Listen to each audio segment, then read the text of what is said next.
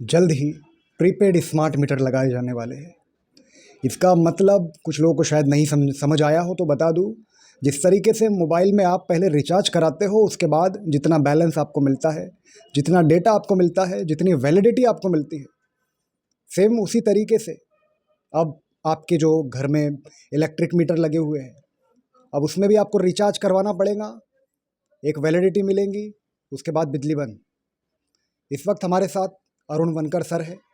तो सर, क्या लगता है आपको, इसके क्या क्या नुकसान और क्या क्या फायदे आपको नजर आते हैं? देखिए, आपकी मोदी का जो निजाम है भारत पर, वो तो इस देश के पूरे संसाधन दो चार कारपोरेट के हाथ में सौंपना चाहते हैं। और इसलिए हम देखते हैं सार्वजनिक क्षेत्रों की बिक्री हो रही है। अब हमारा बिजली का उत्पादन भारत में तो सार्वजनिक क्षेत्र में हो रहा था। हमारे यहाँ कंपनी थी, फिर 2003 में उसकी 3 कंपनियाँ हो गई। अब वितरण विभाग है। तो मोदी की साजिश ये दिख रही है कि 60% अनुदान देने वाले प्रीपेड मीटर अगर कोई राज्य अगर लगाएगा, तो वो लगाने के लिए 12,000 का खर्चा है, मगर उसका 60% 9,000 के करीब का केंद्र सरकार अनुदान देगा। तो मकसद क्या है? हमारा महाराष्ट्र राज्य का वितरण विभाग ये बोलता है कि 17,000 करोड़ के हमारे बिल पेंडिंग है। इसलिए प्रीपेड मीटर आने से हमारा ये हमको नकदी राशि आना शुरू होगा और हालात अच्छे हो गए। चूँकि आपको एक ध्यान में रखना चाहिए कि महाराष्ट्र में बिजली उत्पादन का खर्चा ही ज़्यादा है। अब उसके पीछे का कारण क्या? तो अदानी द्वारा जो पिछली बार कोयला आयात किया गया था विदेशों से, उसको ज़्यादा दाम देने के लिए हमारे यहाँ का उत्पादन खर्चा बढ़ा है और उस माध्यम से महाराष्ट्र की जनता की लूट बिजली बिल से हो ही रही है।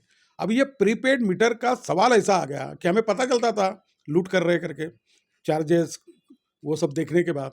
अब प्रीपेड मीटर जो आएंगे वो तो कंपनी के प्राइवेट, और उसके टेस्टिंग की कोई रिपोर्ट नहीं है, उसके ऊपर कोई आईएएस मार्क नहीं है, या कोई दावा नहीं कर सकते कि ये ऐसा है, इसमें ये नहीं होगा करके। तो वो तो आके लोगों के घरों में बैठा देंगे। वो पैसे नहीं मांग रहे हैं, 12,000 कीमत है, मगर वो लगा देंगे, तुम्हारे मीटर निकाल लेंगे पुराने।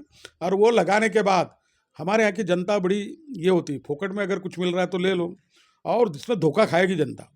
मगर आपको ये होना चाहिए, हमारा रिचार्ज का इतिहास है कि रिलायंस ने पहले फोकट में मोबाइल दिए, और फिर करते करते आज हमारे रिचार्ज के दर क्या है पर इसके, तो हम देख रहे हैं कि कैसे बढ़ गए, अब हमारे जेब कैसे खाली होते जा रहे।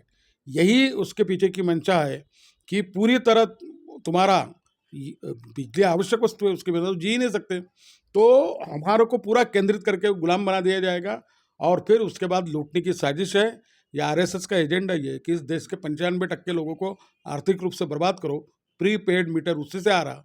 मगर हम कल बैठे थे तेजसिंह भोसले सभागृह में, महल में, कांग्रेस के, आप पार्टी के ऐसे बहुत से लोग थे। हमारे सामने सवाल ऐसा है कि निजी कंपनी के द्वारा आ रहे हैं, तो इसका विरोध किया जा सकता है। जनता अगर खुल के रखती बैठी, ये मेरा अधिकार है, संविधान ने दिया, नहीं होना मेरे को मीटर। अगर ये अभियान अगर सरकार जबरदस्ती अगर करेगी, ये इच्छा पर छोड़ा जाए, प्रीपेड मीटर जिनको लगते हैं उनको दे, मगर आम जबरदस्ती नहीं कर सकती। अगर करेंगे तो कम्युनिस्ट पार्टी लीडरशिप करने वाली इसका। और मैं ये दावा कर रहा हूँ कि हम जहाँ जाए ये जबरदस्ती लगाने आएंगे, उनको मार के भगाएंगे। प्रीपेड मीटर नागपुर में हम लगने नहीं देंगे। अभी तक हम पहले बिजली का उपयोग करते थे, बाद में बिल आता था, फिर उसके बाद तकरीबन 15 दिन का तो कम से कम टाइम दिया जाता था। पैसे नहीं है तो हम अगले महीने भरते थे। लेकिन अब तो ऐसा होगा कि भाई वैलिडिटी खत्म, बिजली बंद।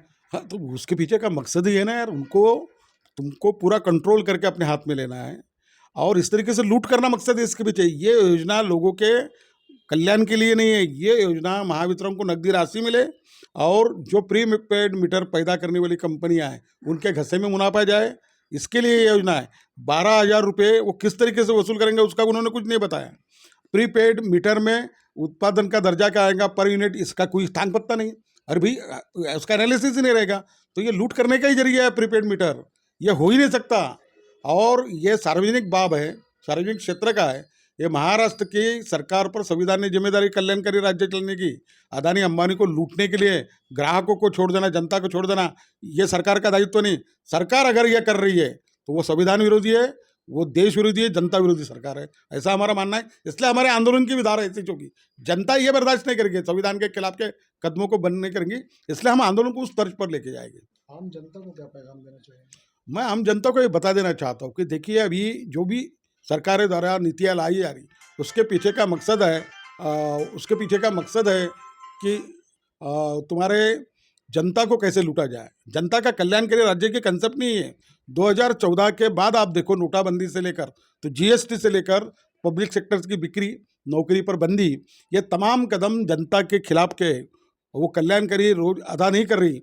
इसलिए सरकार के जो भी कदम आएंगे, टैक्सेस बढ़ाने वाले, दर बढ़ाने वाले, वो जनता को लूटने वाले कदम है। और जनता ने अलर्ट हो जाना चाहिए। अगर हम 10 साल में भी ये नहीं समझ पाए तो कब समझेंगे। 2024 आ रहा है, हमारे सामने दो रास्ते हैं कि आने वाले संकट को आंदोलन से उसका मुकाबला किया जाए, और 2024 में अगर चुनाव आ गए तो ये लूटने वाली जो सरकार है, इनको बेदखल किया जाए, इनको सत्ता से हटाया जाए।